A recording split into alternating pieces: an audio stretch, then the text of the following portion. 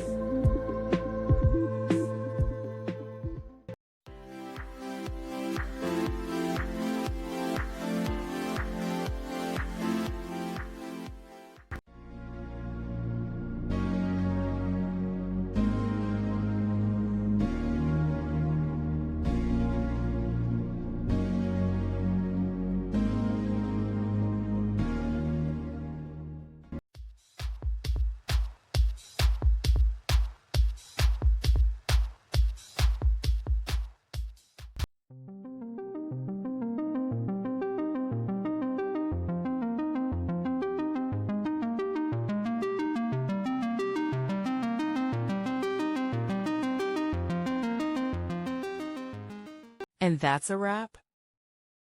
I hope you found the answer you were looking for. If you did, take a second to hit that subscribe button. It really helps out.